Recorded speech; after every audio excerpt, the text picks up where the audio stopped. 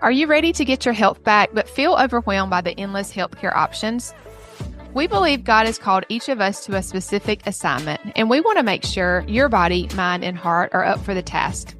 It's time to simplify the process of healing.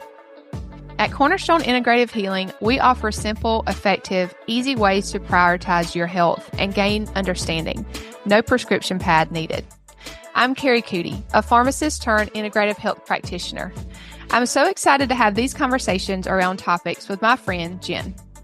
Hi there, I'm Jenn, and together with our team at Cornerstone Integrative Healing, we offer an alternative to traditional healthcare, combining our expertise and experience in the medical field with our knowledge and faith to break the cycles of guessing what's wrong. We know the road to healing, feeling good again, can be overwhelming. You can expect honest conversations around the ups and downs of healing. The truth is, there are so many layers to healing.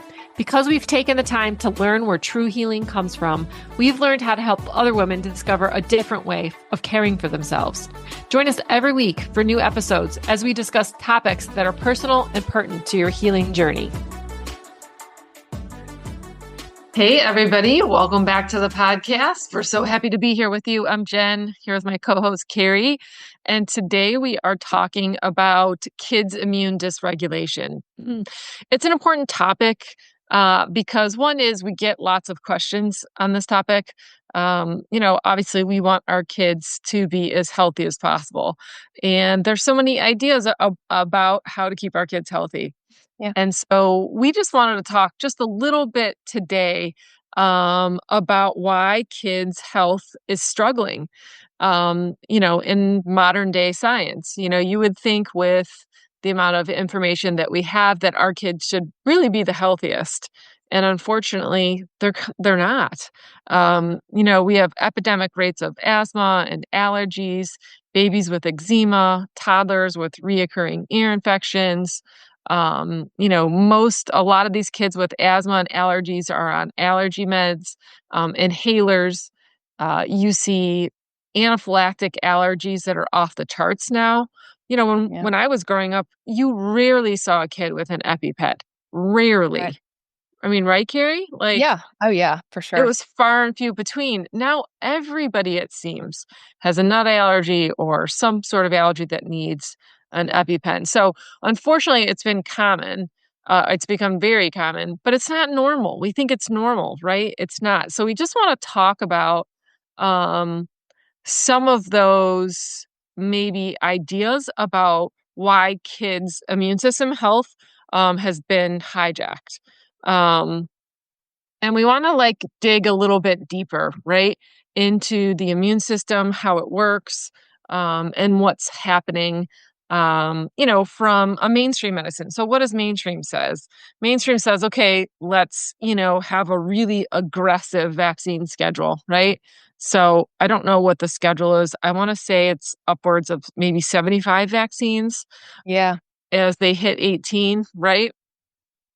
And so, that idea is let's create artificial antibodies, right? We give a vaccine, and in order for that vaccine to really get a response from the immune system, they need to insert something called adjuvants, which is the aluminum, or thimerosal, which is the mercury based, which a lot of them say they're not in there, but you still have to read the packaging. So yeah, we just wanted to dive deep into that today. And I kind of want to start with the germ theory, which I know seems odd, but it's really important. So back in the day, there was differing opinions. So obviously the germ theory won, right? We assume that there's a bug, the bug attacks us, and we have to kill the bug. Okay. That was Dr. Louis Pasteur, right? He was a scientist. They were considered, modern day scientists, of course. But there was also a differing opinion on the germ theory. And if you haven't heard this, the other kind of prominent scientist, Thought, yeah, thought leader, right, yeah, was Dr. Antoine Béchamp. And he actually disagreed with Louis Pasteur and said, no, no, no, Louis, you got it all wrong. He said, listen, it's the terrain, it's the organism, it's the health of the organism, right?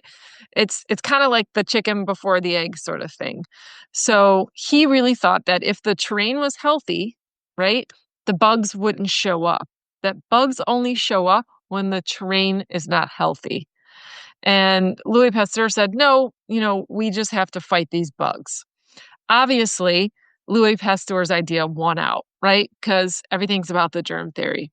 yeah. Um, but it was said that Béchamp was actually kind of the brilliant thinker, and Pasteur just had the political connections, and so his ideas sort of uh, won out, obviously, because mainstream medical historians kind of relegated Béchamp's ideas, right? Not as attractive, and so I want to just kind of talk about something that's super important that we focus on, right? Yeah. Yeah. Uh, and that is the terrain. So getting the terrain right. Okay. So first thing about the terrain is, simple things that we always talk about: minerals, blood sugar, getting natural light. Those are all super important. Good sleep, staying on the natural rhythm of day and night time. Those are all keeping the terrain sort of healthy. Okay. So the germ theory says that no matter if you keep, you know, the terrain healthy, the bugs will always show up. That's not true, because think about when you get sick. When do you get sick? You're not eating well, you're run Stress. down, right? You're Yeah. stressed. And so that's usually when we really get sick. And Um, also a lot of obviously that happens in the winter. We kind of think about like cold and flu season, but we're getting a lot less light. But we actually I think we did an episode last year about how melatonin almost takes over for vitamin D if you're really still getting the circadian rhythm, getting those things in every day. It should take over. It's not, but a lot of people don't do those circadian rhythm type things. And so their vitamin D goes down and they don't have that shift in melatonin. So they don't have those benefits to keeping their immune right. system. Right. Melatonin is a really powerful antioxidant, the most powerful antioxidant. And production does go down as we age, of course. But you can embrace sort of what's happening in the winter. Darkness, obviously, we have more darkness. And so, darkness is, melatonin is precipitated in darkness. That's how our bodies, if we're asleep in a really dark room, or prepare for sleep after dark by wearing your glasses, our body is prepared to start decreasing the cortisol and increasing melatonin. But anyway, I wanted to mention the terrain versus germ theory because that's not something that a lot of people have heard about. And we really, focus, I would say, as a society on the germ theory, where the terrain theory says really the host is the problem. If you make the host healthy, the bugs do not show up. The bugs are really kind of a process of cleaning up, right? Cleaning up Yeah. dead tissue, necrotic tissue that has died. And so it shouldn't be there if the cells are healthy and working the way that they should.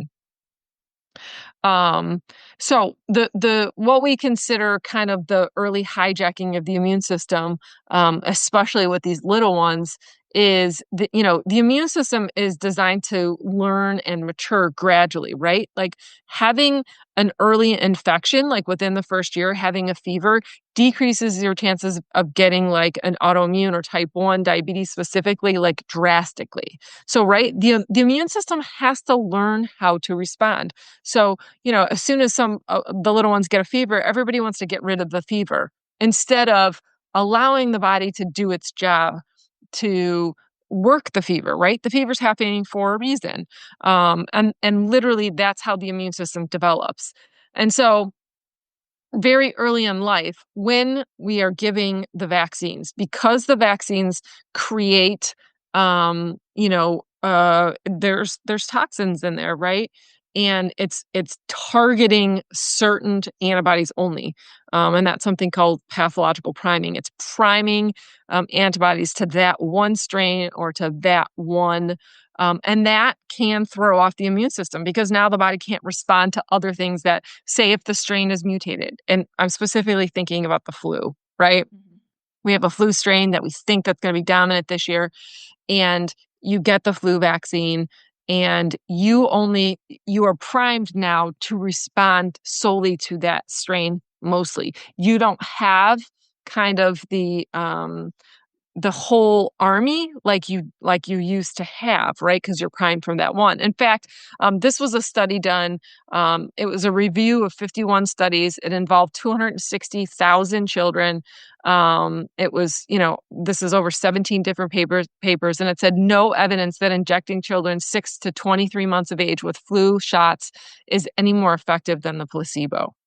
In fact, there's more studies. This was a little bit smaller, but it was 260 kids confirmed they were ages 6 months to 18 years. And they said kids without asthma who had received a flu vaccine were 3 times more likely to increase the risk of hospitalization compared to children who did not receive the vaccine. Wow. So those are pretty strong evidence to the latter. That we have to, one, let the immune system, work like it should.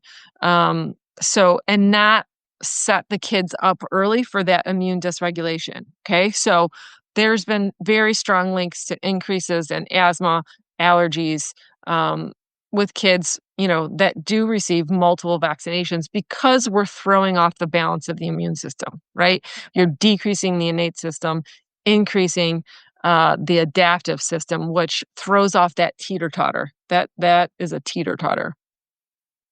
Also, the vaccines, which we don't talk about, bypasses the natural mucosal immunity, right? We're injecting something straight into their bloodstream.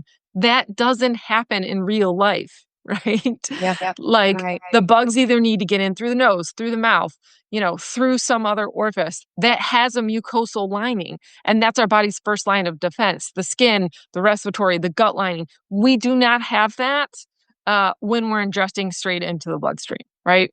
So not only are you injecting right into the system, which doesn't happen naturally, but you're also introducing those toxic adjuvants, which stimulates the response, okay? And this leads to that teeter-totter of the immune system being out of balance, right? So you have that allergic reaction, which is the adaptive system, inflammation, allergies, hyperreactivity that goes up significantly versus the other side, which is the innate system. This is our initial response to the immune system, right? The movement of the white blood cells, the chemotaxis, the engulfing of the bugs. It's not just one shot too. It's the aggressive schedule of things over time that really, impairs the developing immune system and doesn't give it a chance to respond appropriately. So anyway, I think, so what does this mean for parents, right? And this is not, this really isn't about, fear or like creating fear around vaccines. Vaccines could be a good choice for your family. This is, there's no judgment here. We just want to open the conversation about what this means for parents, right? The aggressive vaccine schedule.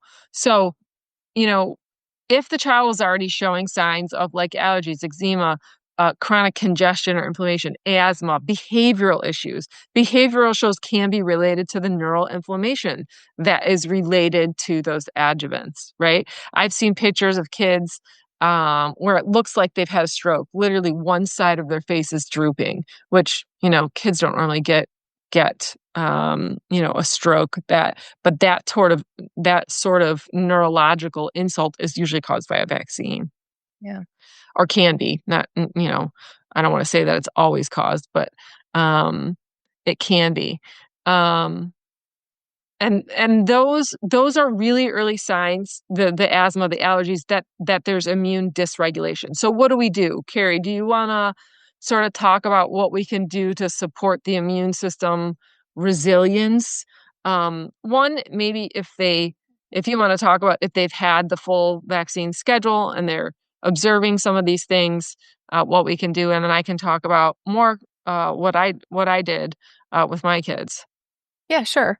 I was just thinking about how every child is so different. I just think about this as us as women and how much the state that we're in really reflects on and the type of birth and if they're breastfed and all these things really play into it. It's just there's so many different scenarios, and so these are just things we want you to consider because if a mom is very mineral depleted and then the baby is also mineral depleted and it just opens up the door for these things to be a lot just I guess cause more havoc.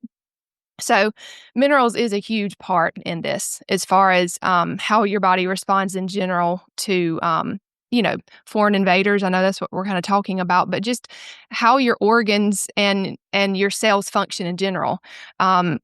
Minerals are the spark plug, so it would just make sense why that's such a first step in this conversation, no matter what. I feel like as a society, we're just very depleted for various reasons. And then, of course, you throw in just not even vaccines, but just chemicals in general that we're inundated with all the time. It's just kind of a recipe for our body to just be off in these different ways. So minerals really are a great defense to help your body not hold on to these chemicals and metals and things, and to function better. So that's definitely one of the first places that we always start with adults, and the same thing would go for kids. And of course, minerals and vitamins come from our food, and definitely that's the foundation. But if your digestion's off, then that's going to throw off how you absorb the things that you eat too. So supplementing with some mineral rich, whether it be like a liquid or powder or whatnot, might be a really great place to start. And that definitely affects the next thing that I was going to mention, which was just your drainage system, your body's natural detox systems. Of course, it would make sense to kind of focus on that to make sure that the things that are coming in are really able to get out if they're meant to. So that's one thing that we see a lot. It is even in kids is that their drainage systems aren't really working properly, whether it's the bowels or the liver or lymphatic system. It's definitely an issue that can be exacerbated if you throw on top of that some vaccines. So those are kind of two places that I would definitely start. Yeah, and then just core nutrients. One of the number one or two deficiencies that we see the most are vitamin A and vitamin C. Vitamin A by far, we just don't eat the foods that are high in vitamin A. So grass-fed butter, eggs, the yolks. So chickens that have been free range and have, foraged. Roe, beef liver, those are some of the key foods that we don't eat a lot of anymore. Vitamin A is key for building and supporting those mucous membranes. Those are our first line of defense. So it's absolutely a must. I would say beef liver supplementation for most people is needed, whether adult or child, as well as vitamin C. I can't tell you, probably every case we see is deficient in vitamin C. It's just because we use it so quickly. Vitamin C is anti-infective. It's the number one. And I'm talking about whole food vitamin C. Yeah, I was about to say, we're not talking about ascorbic acid. Most of the stuff that you're getting on the market is a synthetic. If it's over 200 milligrams, I would say even over 150 milligrams of ascorbic acid, it's a synthetic. Does that have its place? Absolutely. It works by changing the pH. That's a little bit different. We're talking about true vitamin C from food. So things like, kiwis, strawberries, persimmons, red peppers, those things that are oranges, right? Any citrus, obviously, are high in vitamin C. And I have a camu powder that I like and put into smoothies. That we love, or Cataplex C is a great whole food source too. Those are two nutrients I would say for kids that would be key. to increase, especially for little kids. I know I buy the ancestral. Our local farm here has an ancestral mix with heart and beef liver, and the ground beef, you can't even taste it in there.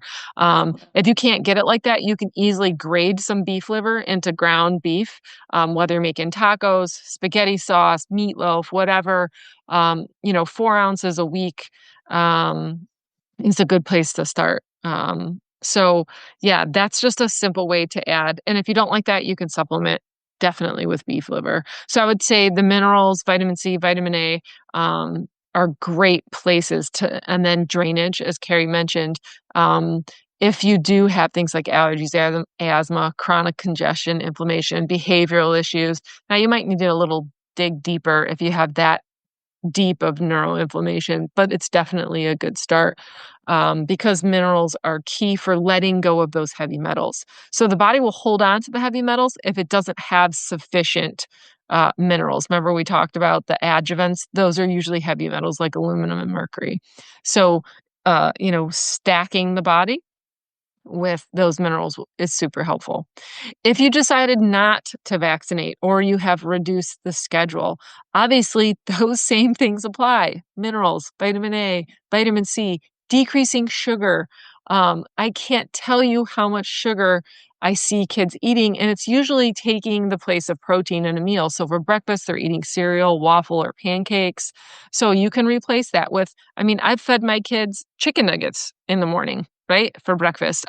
I've fed them chicken soup, in the winter, for breakfast. So it doesn't have to be breakfast foods, but some protein that they will eat. Eggs, a good source of sausage or bacon that doesn't have nitrates is always a good thing.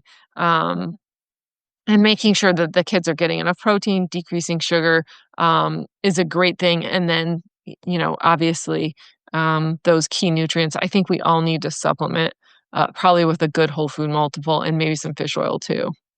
Yeah. Just one thing that I wanted to mention is that sleep is so important as well. I'm constantly amazed at how little sleep kids get. Like, I don't know what I was thinking. I just thought, parents made kids go to bed. But I don't think that's the case from what I'm hearing from my teenager. So, kids still need sleep, a lot of sleep. So, and that's where we regenerate. And yeah, I've just seen a big difference when they get enough sleep versus when they don't. So, yeah, that's when we repair. So that's definitely something. Yeah, but anyway, I think there's a lot to this subject.